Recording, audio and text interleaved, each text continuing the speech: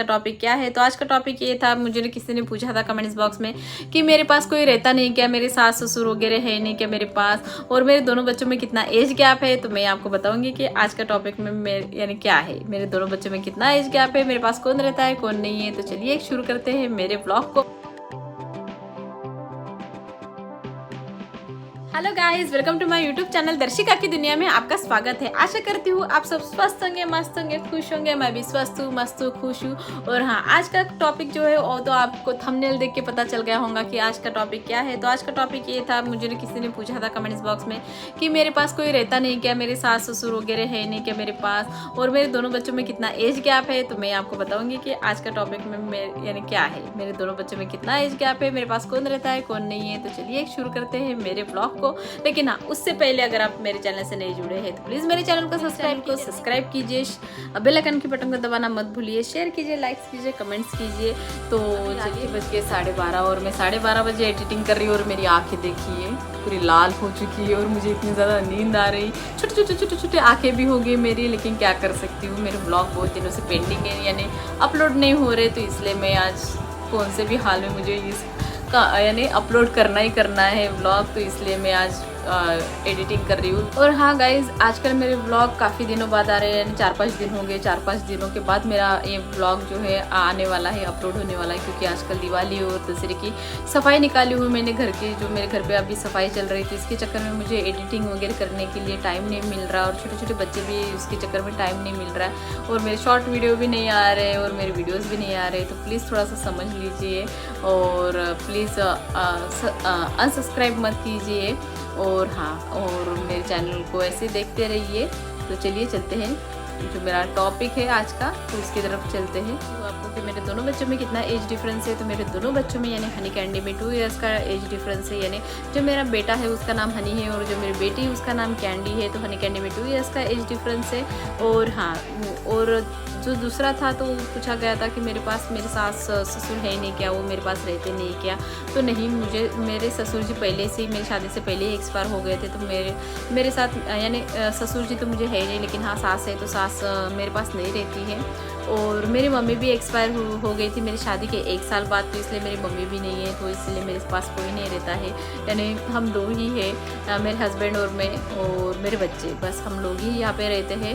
और मेरी सास यहाँ पे इसलिए नहीं आती है क्योंकि यहाँ का मेडिकल कंडीशन जो है वो बिल्कुल अच्छा नहीं है। यानी अगर कभी इमरजेंसी में अगर कुछ मेडिकल कंडीशन आ भी जाए तो यहाँ के जो हॉस्पिटल है बिल्कुल अच्छे नहीं है। यानी यहाँ के हॉस्पिटल पे तो ऐसा होता है कि यानी यहाँ से रीवा रेफ़र कर देंगे, रांची रेफ़र कर देंगे, भोपाल रेफ़र कर देंगे, नागपुर, दिल्ली, यहाँ वहाँ रेफ़र कर देंगे। उससे अच्छा है कि नागपुर में ही रहे तो वही।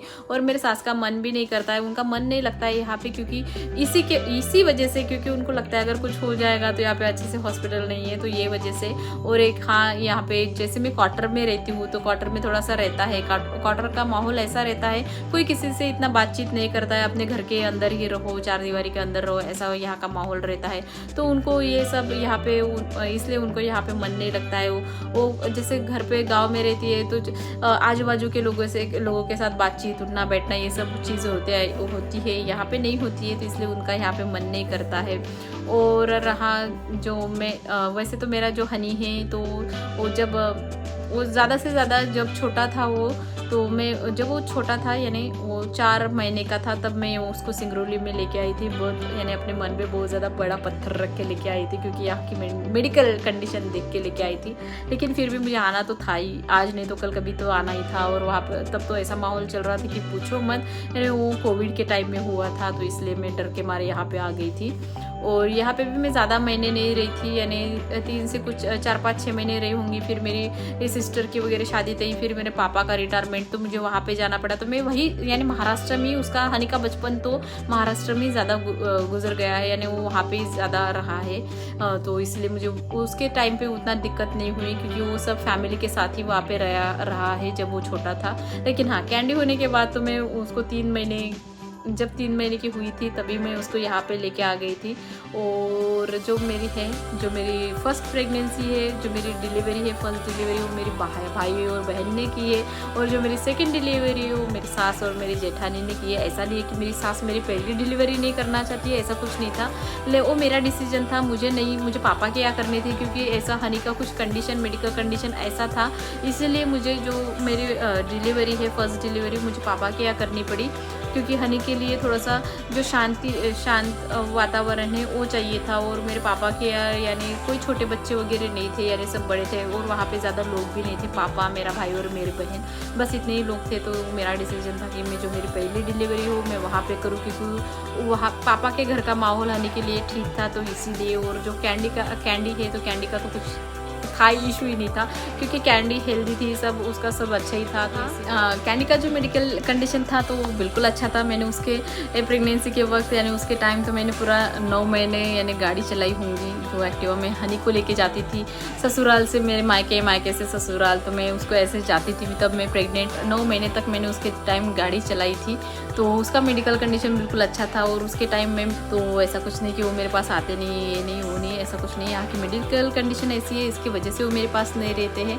नहीं तो अगर वहाँ पे रहती तो शायद मेरे पास ही रहते। अगर वही नहीं, अगर मैं अगर दूसरे शहर रहती, जैसे दिल्ली बोलो, मुंबई, इधर उधर बड़े सिटी में अगर रहती तो मेरे पास शायद से रहती। लेकिन ये यहाँ का सिटी ऐसा है कि यहाँ पे तो कुछ व्यवस्था है ही नहीं, तो इसलिए वो मेरे पास नहीं रहती है। और तो हाँ, शायद से आपको मेरे जो आपके आंसर है तो आपको मिल गए होंगे मेरे ब्लॉग के ज़रिए। तो हाँ, अगर आपको ऐसे कुछ अगर मेरे बारे में अगर जानना है तो प्लीज़ मुझे कमेंट्स बॉक्स में कमेंट्स करके पूछिए। और हाँ, हो सके तो कि आपको मेरे बारे में क्या जानना है, क्या जानना चाहते हैं, ताकि मैं आपको ऐसे ही कुछ अपने बारे में जानकारी दे सकूँ। और हाँ गाइज, आज का ब्लॉग मैं यही एंड करती हूँ। मिलते हैं नेक्स्ट ब्लॉग में, तब तक के लिए बाय बाय। लेकिन उससे पहले प्लीज़ मेरे चैनल को सब्सक्राइब कीजिए, बेल आइकन के बटन को दबाना मत भूलिए। हो सके तो लाइक कीजिए, शेयर कीजिए, कमेंट्स कीजिए। Bye bye.